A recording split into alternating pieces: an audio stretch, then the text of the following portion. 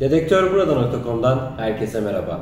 Bugün sizlerle birlikte hem bir inceleme videosu hem de çok kısa bir test videosu çekeceğiz. Bu testimizin konu AkuPoint. Nokta Makro'nun en son çıkarmış olduğu 3 metreye kadar su geçirmez ayrımlı pointer cihazı. Cihazımız şöyle ergonomik, çok güzel, dizaynını çok beğendim ben. Yüzey kısmını cetvel olarak da kullanabiliyoruz. 22 santime kadar burada bize bir boy veriyor. Buradan görmüş olduğunuz gibi bir ekranı mevcut. Şurada bir led ışık çıkışı mevcut. Üzerinde yalnızca bir adet tuş var. Tüm fonksiyonları bu tuş üzerinden kontrol ediyoruz. Evet, cihazımızı şarj ederken de arka kapak kısmını açıyoruz. Buradan şarj ediyoruz. Ve suya daldırdığımız zaman da kapağı mutlaka kapalı tutuyoruz. Gelin cihazı açalım, birlikte inceleyelim, en sonunda test videolarını yapalım. Cihazı bir kere bastığınızda hemen açılıyor. Çok kısa basılı tuttuğunuzda ise bip bip sesinden sonra cihaz kapanıyor. Cihazımızı tekrar açalım. Bakın şu anda buradaki led ışık sabit bir şekilde yanıyor. Dilersek bu ışığı kapatabiliriz. Ayar ekranıma geleyim. Tuşuma uzunca basılı tutuyorum. Şuradaki görmüş olduğunuz kırmızı kadran tamamen beyaza döndüğünde sol alt tarafta biz ayar işareti görüyoruz. Şu anda mevcut ayarlar kısmına giriyor. Sırasıyla ilk etapta hassasiyet, sonra ses ayarları, ondan sonra ayrım özelliği, Bluetooth, bu cihaz kulaklığa da bağlanabiliyor, Bluetooth kulaklıklara. Frekans seçimi yapabiliyoruz. Buradaki ışığı açıp kapatabiliyoruz. Ses ayarını yapabiliyoruz ya da ekran ışığının parlaklığını ayarlayabiliyoruz. En sonunda da fabrika resetleme modu mevcut. Şimdi bu modları kullanabilmek için ayarlara girdik. Böyle bastım. Ayarlara girdik. Hassasiyeti arttırmak istiyorsam bir kere daha uzunca basılı tutuyorum.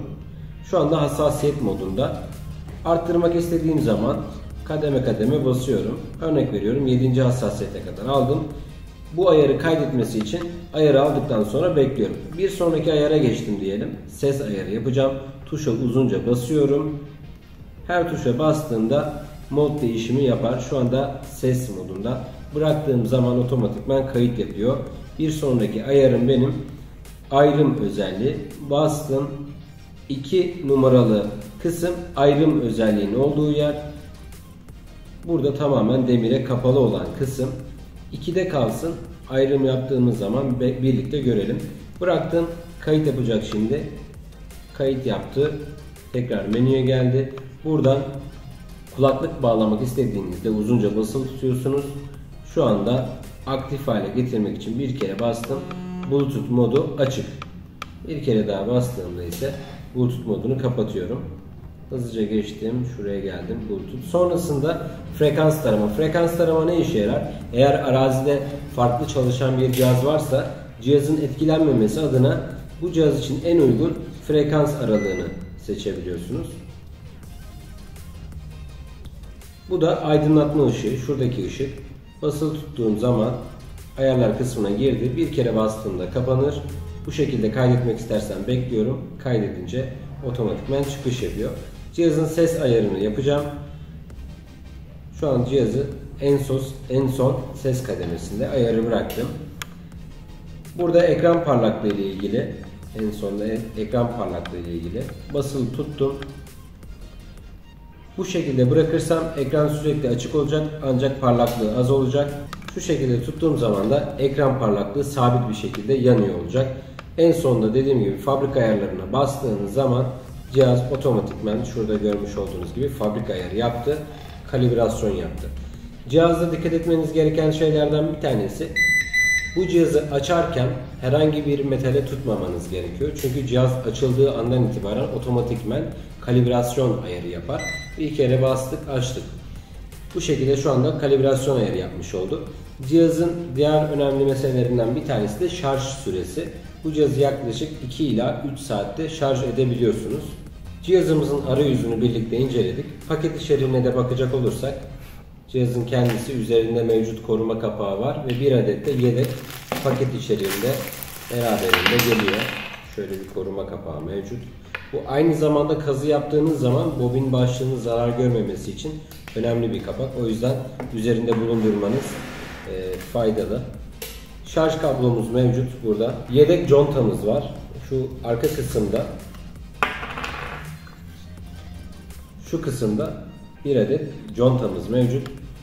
Suya daldırmadan önce contayı her zaman kontrol edin. Eğer hasar görmüşse beraberinde gelen yedek contayı mutlaka yenisiyle değiştirin. Ve burada bir adet asma kayışı diyelim. Kemerinize bağlamanız için bir adet de kullanım kılavuzu. Zaten cihazın kullanımı ile ilgili detaylı video verdiğimiz için bu kılavuza çok da ihtiyacınız olmayacak.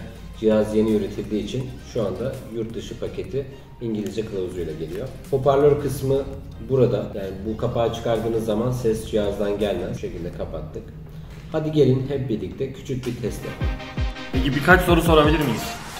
Bekliyorum. Neden bu cihazı almalıyım? Neden bu cihazı almalısın? Ergonomik, ayrım yapıyor. Su altında kullanabiliyor. Ayrıca fiyatı çok uygun. Akupunkt cihazımızda şimdi birkaç test yapacağız. Şu anda sağ üst köşede görmüş olduğunuz gibi mod 2'de, yani ayrımlı modda. Hassasiyet 7.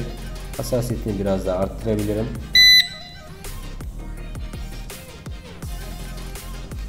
Hassasiyeti son kademeye ayarladım. Materyallerimi sırasıyla ölçebilirim. Şöyle cetvelimde sıfıra ayarladım. 1 TL'yi aldım.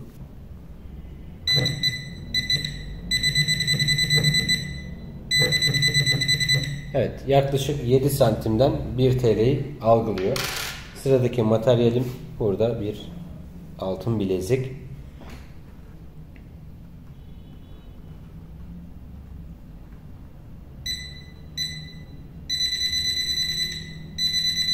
...12 santimden net bir şekilde algılama yaptı. Gelin hep birlikte bir de ayrım özelliğini görelim. Demiri diğer hedeflerden nasıl ayırıyor? Modumuza bakalım. Şu anda mod 2'de. Sağ üst köşeden modumuzu görebiliyoruz. Yani ayrım modunda. Evet, değerli ve değersize farklı ses tonları veriyor. Eğer bir demirse bu şekilde uyarı veriyor. Eğer altın ise bu şekilde stabil. Yani dikkat ettiyseniz demir gibi iletken bir hedefte dalgalı bir ses alıyoruz. Bu cihazın da ayrım özelliği bu şekilde. Bir de cihazımı suda test edeyim. Tabi burada neye dikkat ediyorum? Kapağımın sıkı bir şekilde kapalı olduğundan emin oluyorum. Cihazın arka kapağını iyice kapattıktan sonra dikkat etmeniz gereken diğer bir husus, cihazı suda kullanacaksanız suyun içinde açmanız lazım. Bu şekilde havada açarsanız suya tepkime verir. Eğer su mineralli ve tuzluysa bu şekilde tepkime yapar. Cihazı kapatalım. Cihazı suyun altında açarsanız görmüş olduğunuz gibi herhangi bir tepkime yok. Metal atalım. 1 TL.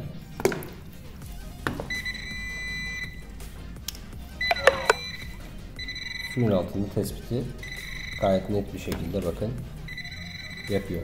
Bir adet bilezik atalım şimdi de. Evet. Kurbağamızı da bileziğin üzerine oturtup testimizi yapalım.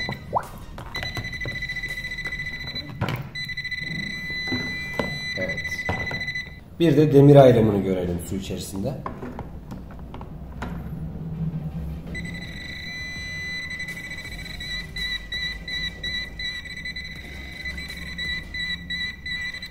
Evet.